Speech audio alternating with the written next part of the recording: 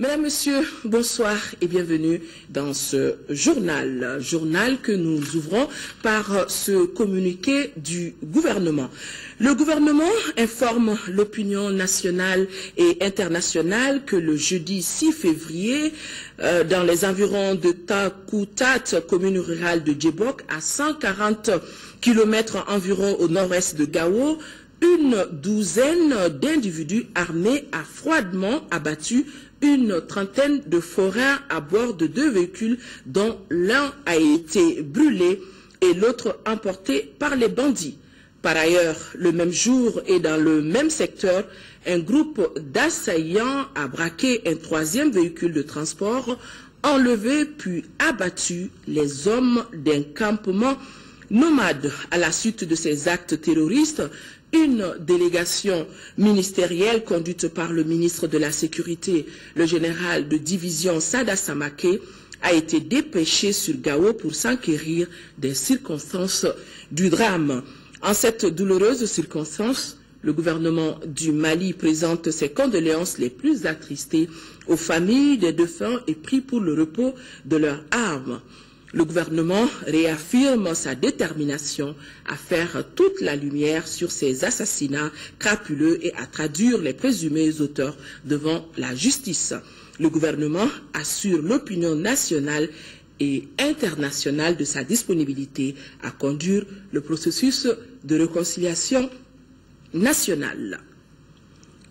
Je vous le disais dans le titre, la Tunisie a célébré ce matin l'adoption de sa nouvelle constitution. La nouvelle loi fondamentale consacre ainsi le principe d'égalité de tous les citoyens, la liberté d'expression et l'indépendance de la justice.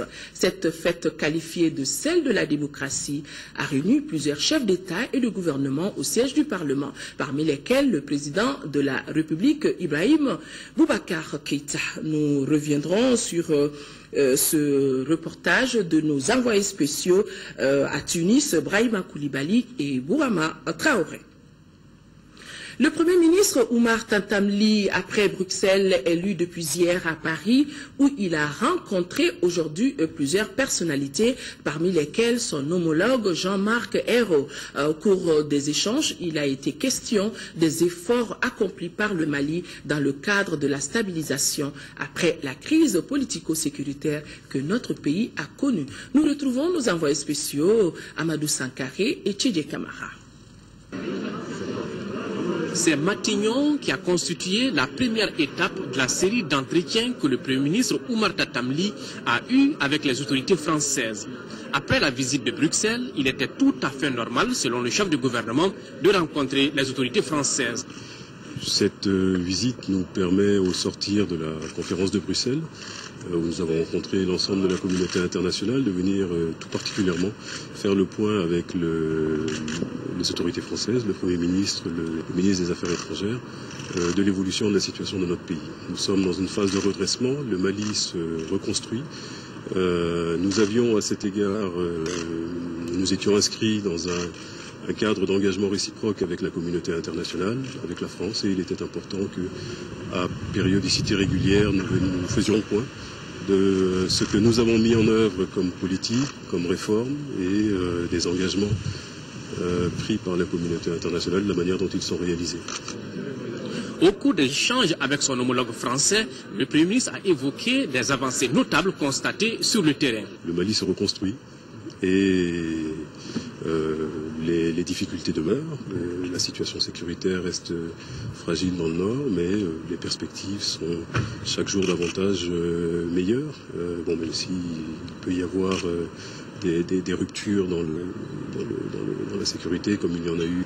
Nous sommes en train de recueillir de l'information sur un drame qui a eu lieu du côté de Djebok, mais au-delà de cela, il y a quand même une reprise qui est manifeste, qu'il s'agisse de l'économie, du redéploiement de l'administration dans le Nord, de la lutte contre la corruption, des efforts de reconstitution d'une gouvernance démocratique qui soit crédible.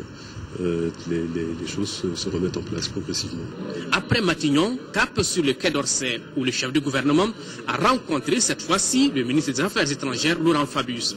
Là également, les questions relatives à l'évolution positive de la situation au Mali ont été abordées. Nous Nous avons mis en œuvre un certain nombre d'initiatives diplomatiques. Le président est allé en Mauritanie, en Algérie.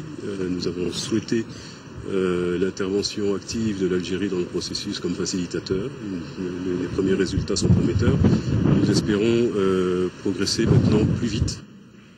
Alors bien sûr, le domaine du travail, c'est de cela que nous avons discuté avec notre ami le Premier ministre, le dialogue démocratique, le dialogue avec le Nord, qui a commencé et qui va être poursuivi par nos amis, puisque c'est évidemment indispensable, le redressement économique, les services publics, l'organisation de tout cela, le redémarrage du pays.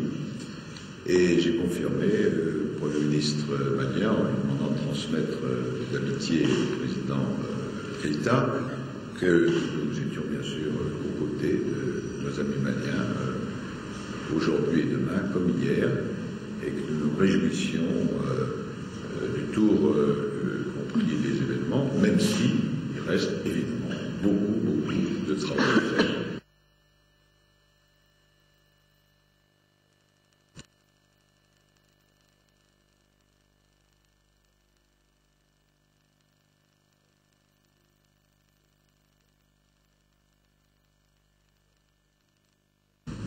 Voilà quelques difficultés par rapport à cet élément. Ici à Bamako, à l'Assemblée nationale, s'est tenue aujourd'hui la première session extraordinaire de la 5e législature. Après l'adoption du règlement intérieur, tour est revenu ce matin donc aux députés de procéder à la constitution de groupes parlementaires au nombre de 5, le RPM, l'URD, l'ADEMA-PSJ, l'APM, FAR et SADI. Eux sont dans un même groupe parlementaire et c'est ainsi que chaque groupe entend soutenir sa position et cela dans un esprit républicain. Compte rendu signé Agali Aguissa. La constitution de ce groupe parlementaire de l'Assemblée nationale donne quitus à l'élection des autres membres du bureau de la 5e législature. Le RPM devient la première force avec 70 députés, suivi de l'Alliance pour le Mali APM 27 députés, l'RD avec 21 élus, l'ADEMA-PSJ 16 députés et le groupe FAR Sadi qui a 10 députés. Les députés élus à Ansongo, Douanza et Bakari Doumbia, élus sous les couleurs du parti phare, sont sans groupe parlementaire pour le moment. À travers leurs déclarations, les groupes sont conscients des défis du moment. Le groupe parlementaire RPM accompagnera toutes les actions de stabilisation des régions du nord du pays. Il s'agira plutôt, par une décentralisation poussée, responsable et approfondie, de gérer le destin des populations à la base dans le cadre d'un partenariat sincère avec les vrais acteurs du développement. La présente déclaration nous offre l'occasion de prendre date avec l'histoire en rappelant un certain nombre d'engagements que nous avons pris devant notre peuple. Le premier de ces engagements a trait à la nécessité d'assurer dans l'hémicycle la représentation de notre peuple et de tout notre peuple tel que stipulé dans notre Constitution. Nous serons également les porte-parole de nos paysans, qui représentent près de 80% de notre population et enregistrent le taux le plus élevé d'extrême pauvreté. Des préoccupations partagées par tous les groupes parlementaires qui entendent défendre l'intérêt général des populations et soutenir les actions du président de la République. Nous engageons à veiller au respect strict de la souveraineté, de l'indépendance, de l'intégrité de notre pays. Initier et à voter des lois dans l'intérêt supérieur du peuple malien. L'heure et les enjeux sont à l'identification des urgences, au débat positif d'idées, à la recherche concrète de solutions, à l'action et l'investissement prioritaire. Telle sera la ligne de conduite de notre groupe parlementaire. Telle sera sa contribution exemplaire à la reconstruction de notre pays. Auparavant, les députés ont eu droit à la lecture de l'arrêt de la Cour constitutionnelle relatif au règlement intérieur de l'Assemblée nationale. Par cet arrêt, la Cour déclare conforme à la Constitution les 10 règlements. Le président a ensuite annoncé aux députés le discours que prononcera le roi du Maroc Mohamed VI à l'hémicycle lors de sa visite au Mali. L'occupation anarchique des voies publiques, une fluidité de la circulation, c'est ainsi que le ministre du Commerce vient d'entamer dans ce cadre, devrais-je dire, le ministre du Commerce vient d'entamer une série de rencontres avec les commerçants détaillants, les maires des 6 communes du district et associés au département pour trouver une solution définitive au problème. Le délai devant commencer aujourd'hui même. Fademba Keita. Certains grands axes routiers de la capitale sont occupés par des revendeurs ou commerçants détaillants. Cette situation contribue beaucoup à l'obstruction des voies et cause de nombreux accidents de la circulation. C'est pourquoi le gouvernement de la République du Mali envisage de prendre des mesures afin de mettre fin à ces occupations anarchiques des artères concernées. Légalement, la voie publique, puisque c'est le domaine public, est inaliénable.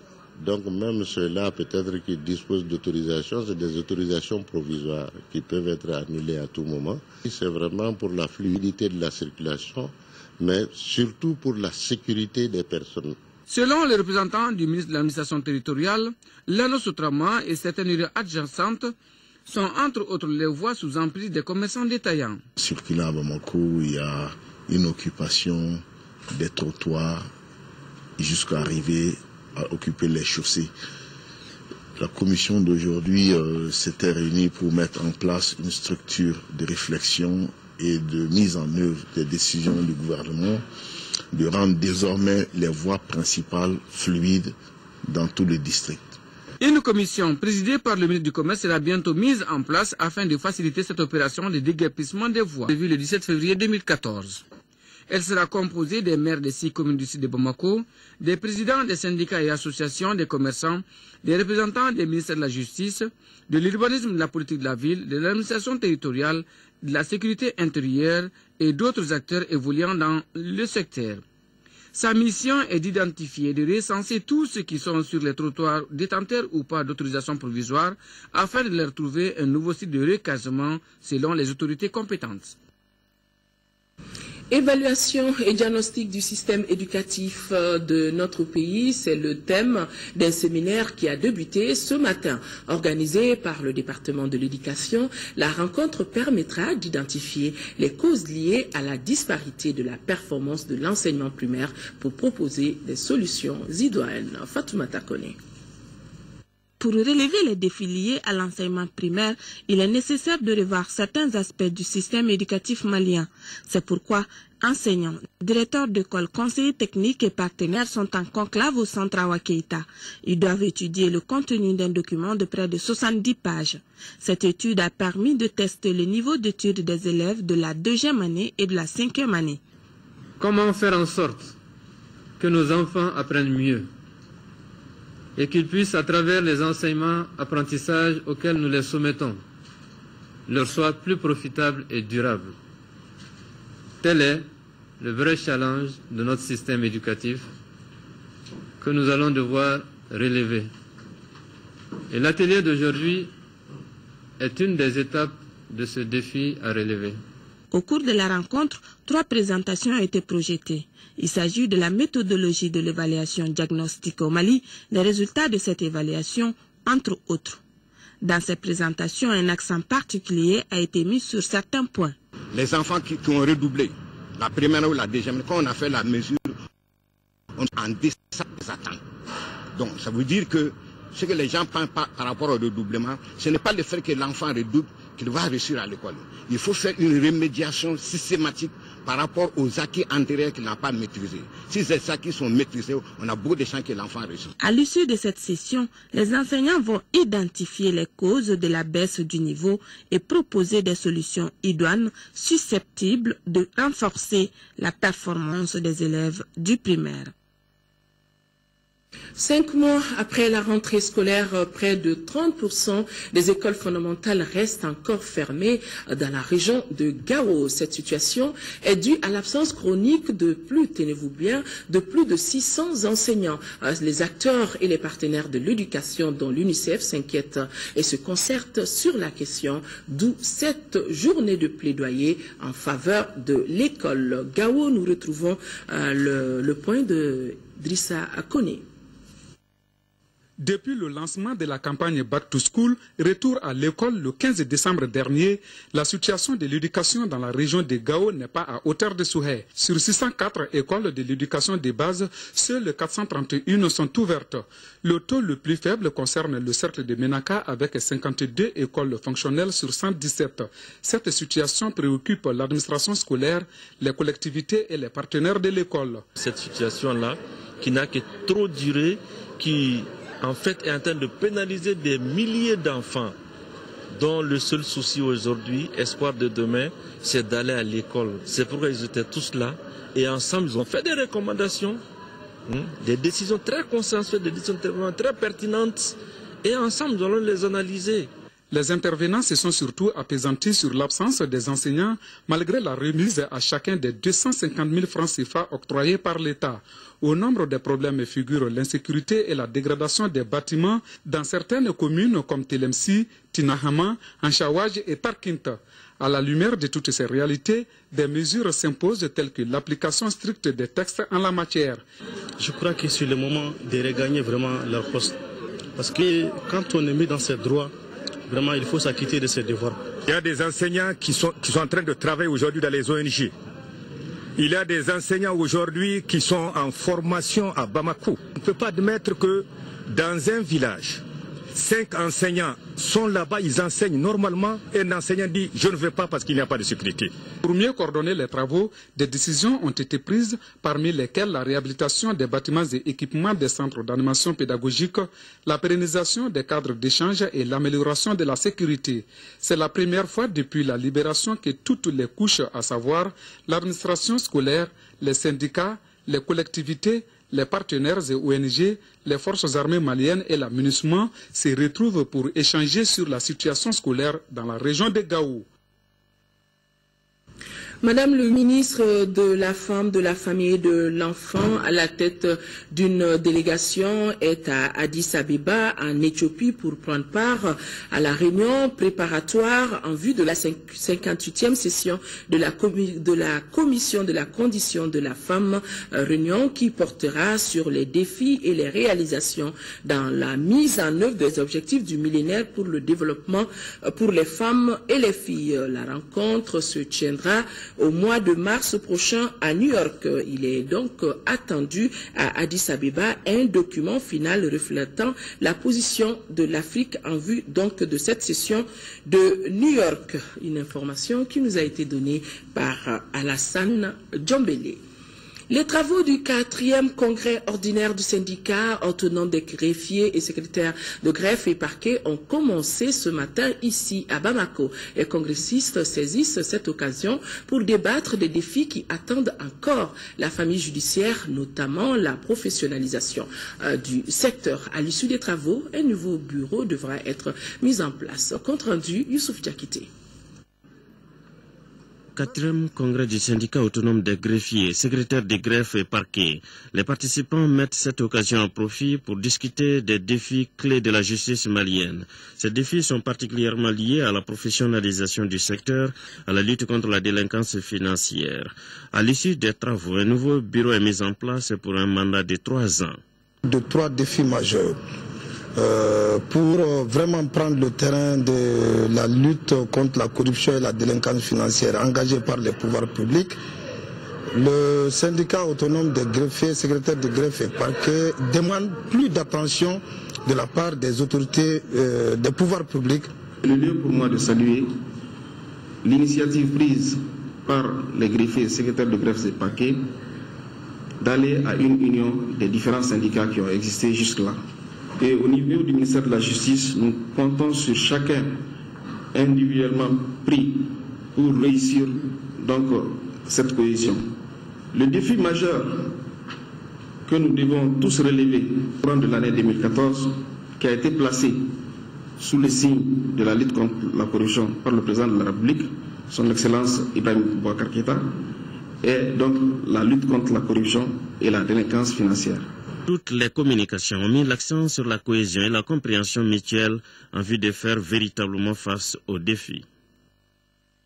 La deuxième session du comité de pilotage du projet de développement et de valorisation de la production laitière dans notre pays, ProDévalais, s'est tenue aujourd'hui. Les sujets à l'ordre du jour sont entre autres l'élaboration et l'adoption d'un projet de texte relatif aux modalités d'organisation et du fonctionnement de ProDévalais. Rachel Tessougué.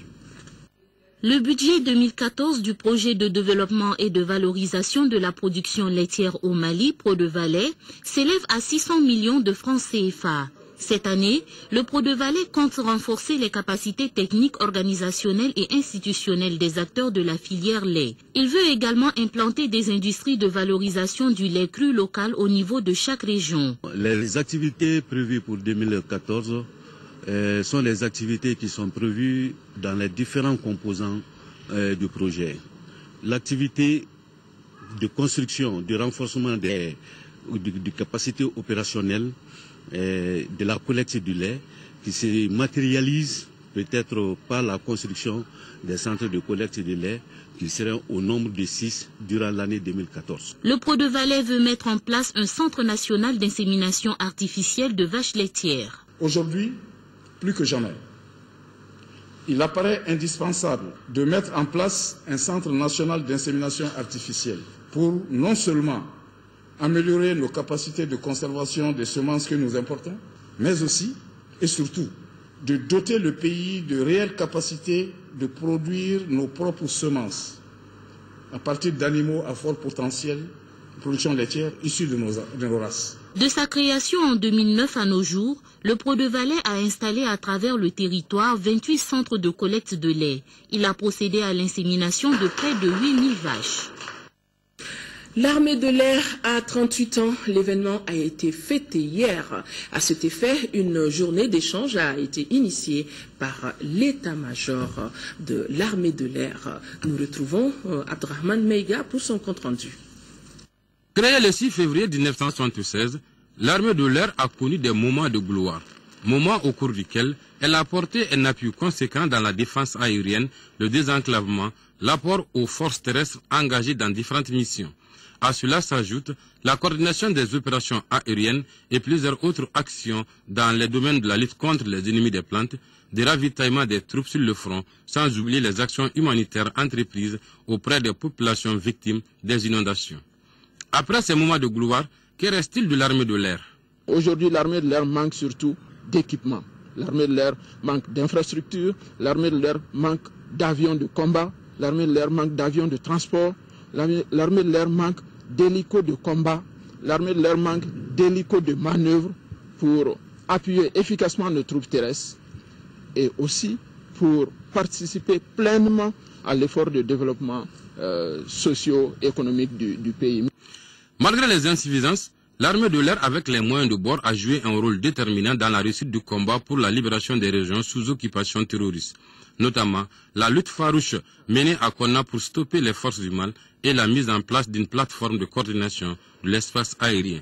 En plus de ces actions, l'armée de l'air a également entrepris plusieurs missions dont l'objectif était d'appuyer les forces terrestres au combat. Nous avons participé dès les premières heures à la projection du matériel, d'une partie du matériel de nos forces armées vers la ligne de défense, c'est-à-dire vers Sévaré. Et nous avons participé à la projection déjà d'une partie de l'état-major de la logistique de l'armée de terre jusqu'à Niamey au Niger pour permettre à notre GTIA qui est rentré, les troupes maliennes qui sont rentrées à partir du territoire du Niger. La construction d'un État fort passe forcément par celle de toutes ses composantes. En premier lieu, son armée. Des réformes engagées sauront-elles prendre en compte les préoccupations actuelles de cette force? Force qui, depuis les années 1990, a commencé sa descente aux enfers. Cette recrudescence a été occasionnée par le manque et la dégradation de ses équipements et la non-motivation du personnel.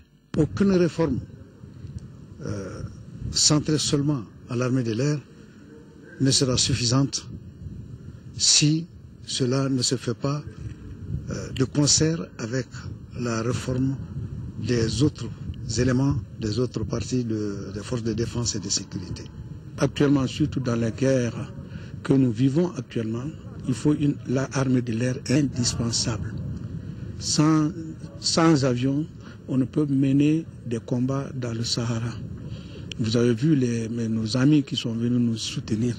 Ce n'est pas à cause des troupes à pied, c'est à cause des avions.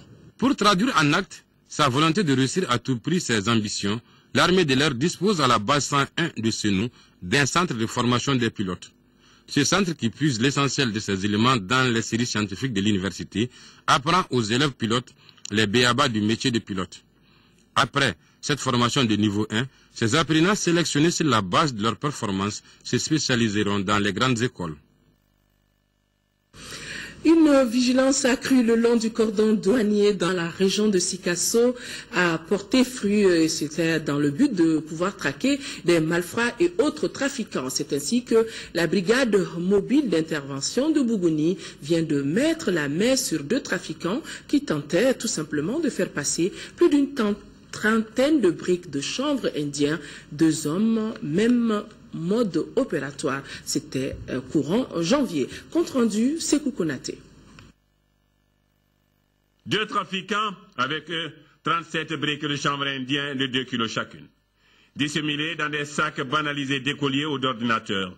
Une nouvelle méthode de camouflage pour passer ces produits nocifs. Destination, les marchés maliens et sénégalais. Mais c'était sans compter avec la vigilance de la brigade mobile d'intervention des douanes de Bougouni. Et les 18 et 30 janvier, ils se feront prendre au poste de contrôle de la capitale du Bani-Monotier. Dans les 2 cas de figure, on peut dire que le mode opératoire est le même. Le mode opératoire, c'est-à-dire la façon dont il procède à l'acheminement, au conditionnement.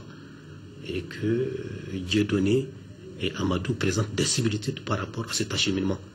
Non seulement par rapport aux moyens de transport empruntés, et ils ont tous été saisis dans des cars passagers. Mais ce qui est nouveau, qu'il faut préciser dans ce cas, c'est que, qui est nouveau, c'est le cas de Amadou Koné. Amadou Koné, alors lui, pour brouiller les pistes, a changé par 2 fois de moyens de transport entre Sikasso et Bougouni. Alors que Dieudonné, le Burkinabé, lui, il vient en 3 tours de Bobo Dioulasso. Estimé à plusieurs millions de francs CFA, les produits ainsi saisis ont une incidence grave sur la santé des populations, d'où la nécessaire synergie d'action. Nous avons besoin de la collaboration des compagnies de transport, nous avons besoin de la bonne compréhension des usagers. Nos 2 trafiquants sont désormais à la disposition de la justice pour écoper de sanctions conformes à leur acte.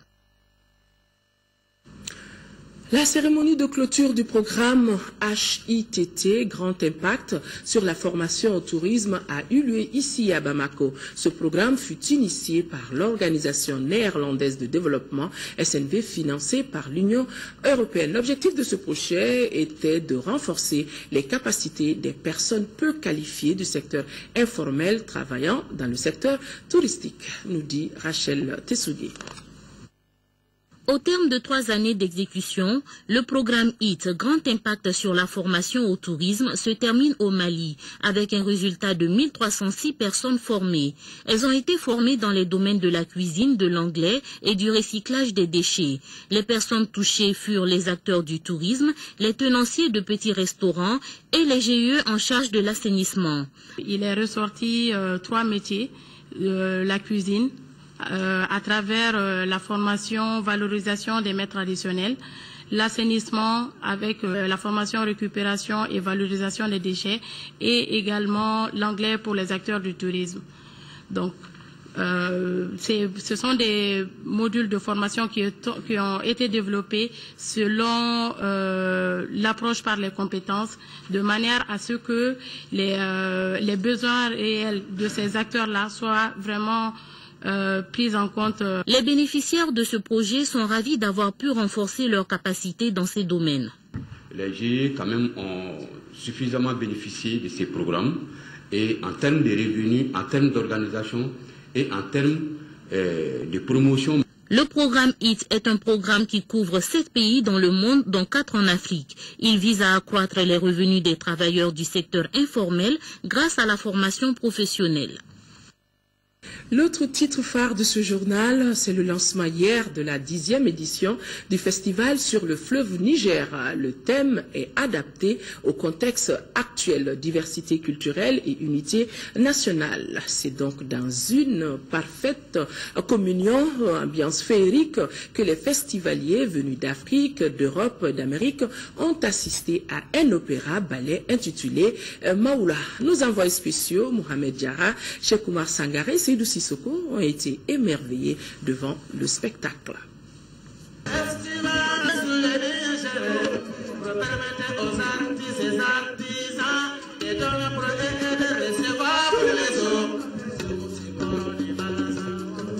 Ce sont des milliers de festivaliers nostalgiques qui ont pris d'assaut les berges du fleuve Niger pour assister à cette cérémonie d'ouverture grandiose dans un décor paradisiaque où s'entremêlent modernité et tradition.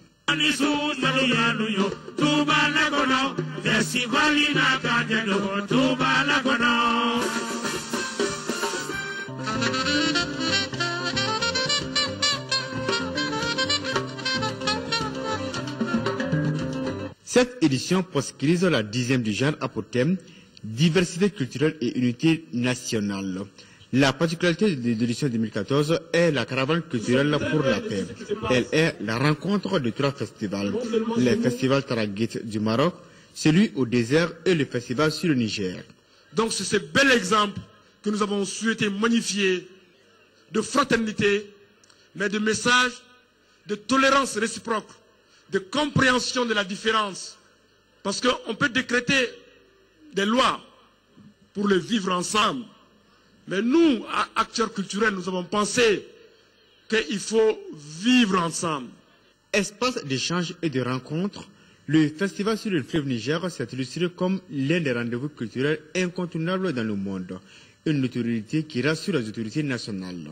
Le festival sur le Niger se place sur le pinacle des grandes rencontres et demeure l'un des mieux organisés, ce qui lui a valu la 7e place du classement 2012 de la liste top 25 des meilleurs festivals internationaux du célèbre magazine britannique Songlines. C'est dire, mesdames et messieurs, chers festivaliers, que le festival sur le Niger est et demeure un facteur de cohésion sociale, mais aussi un facteur de développement socio-économique. L'invité d'honneur de cette édition, c'est Jacob Divarié du groupe Kassav.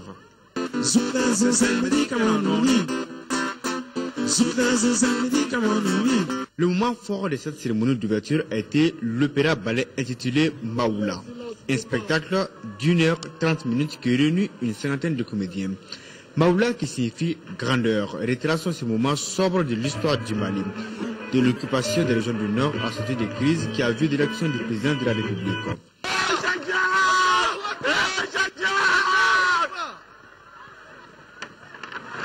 Le spectacle rappelle les atrocités vécues par la population des régions du Nord, des actes barbares dignes d'une autre époque.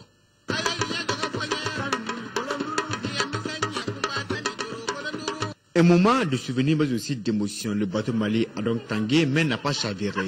Aujourd'hui, les fils de Maoula se réconcilient. La paix s'installe et un nouveau Mali profile à l'horizon.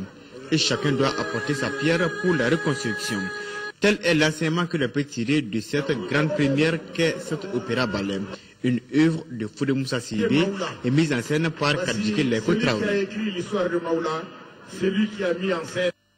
Ça, notre Maliba. Donc, après cette cérémonie d'ouverture, les festivaliers se sont retrouvés pour une grande nuit de la paix avec des artistes de la caravane de la paix qui sont arrivés du Burkina Faso, Aïra Arbi, Sadio Sidibé, Baba Djiré et autres ont donc animé la première soirée du festival. Je rappelle les artistes que je viens de mentionner, ils sont bien maliens, mais ils reviennent du Burkina Faso où ils ont offert des concerts à nos compatriotes dans des camps de réfugiés. Et plusieurs vedettes internationales, dont Jacob Devarieux et Cheikh Tidiane Seck, ont vécu cette grande nuit de la paix à Ségou. Nous retrouvons Moïse Traoré, Aliou Touré.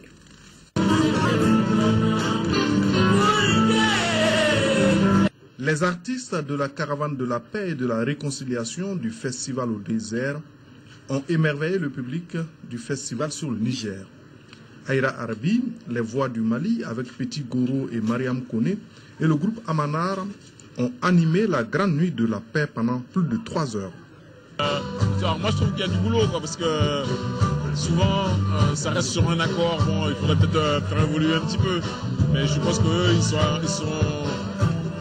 ils veulent rester vraiment comme c'était dans la tradition, quoi.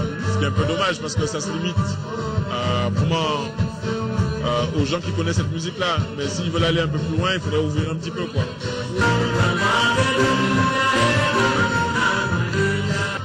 J'espère, il y a beaucoup d'espoir, il y a beaucoup à faire aussi. Je n'ai pas un langage policé en matière de musique. Il y a beaucoup à travailler encore. Il faut qu'ils soient ouverts tous et prêts à recevoir des conseils d'aînés qui ont encore plus d'expérience. Et avec ça, ils feront de la bonne transmission. Les prestations des artistes de la caravane de la paix s'inscrivent dans une dynamique de partenariat entre 3 festivals. Le festival au désert de Tombouctou, le festival Taragalta du Maroc et le festival sur le Niger de Ségou. Et moi j'espère que ce pays va rester en paix parce que là franchement c'est un peu dommage, je vois tous les pays autour, Côte d'Ivoire maintenant c'est le Mali, bon c'est un peu la déliquescence, c'est dommage quoi. Le Mali 1, quand on dit 1, c'est un Mali pour tous, il ne va pas le contraire. Donc pas de partage de mon pays, pas de partition. Et encore une fois, Kidal est et restera malien. Je suis Touareg, je suis Bambara, je suis Malinké, je suis Séroupo, je suis vraiment pour un Mali unifié et en paix. Nos compatriotes Ami Wassidje, Safi Diabaté Marimar et Cheikh Siriman ont également contribué à l'animation de la première soirée de la 10e édition du festival sur le Niger.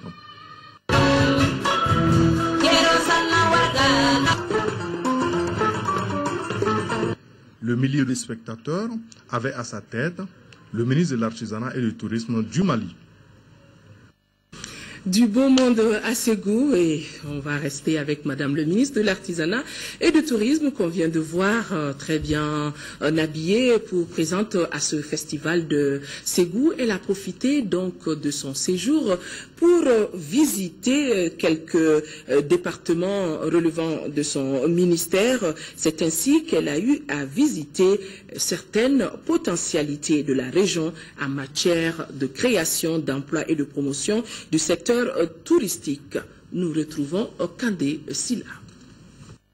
Traversée du fleuve, puis arriver à Kalabougou, situé à une dizaine de kilomètres de Ségou.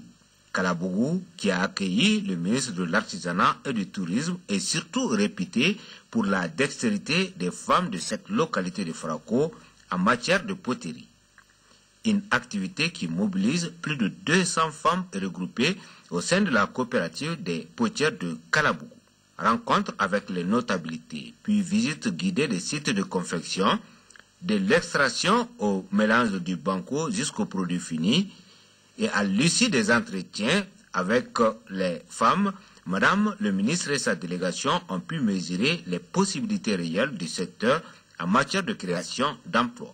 Je suis venue à Kalabougou ce matin pour transmettre le message du président de la République à ces femmes battantes-là, à savoir la valorisation de notre savoir-faire local. C'est dans l'artisanat qu'on peut créer le maximum d'emplois pour la relance de l'activité économique.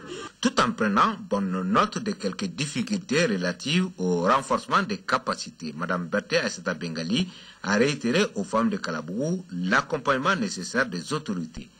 Un autre centre d'intérêt de la visite de Mme le ministre a été le site des vestibules de Biton Mamari Koulibaly à Sekoro.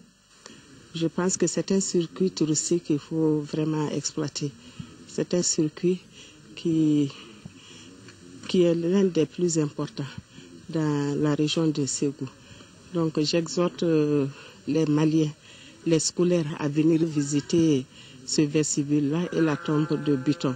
On note que les vestibules du fondateur du royaume Bambara de Ségou étaient au nombre de 7. Ces vestibules servaient de poste de garde au roi Biton. Voilà, mesdames et messieurs, c'est donc tout pour ce journal. Merci de l'avoir suivi. L'information reprendra ses droits demain 13h avec Nyanya Aliou Traoré. Et je me ferai le plaisir d'être sur ce même plateau pour le 20h.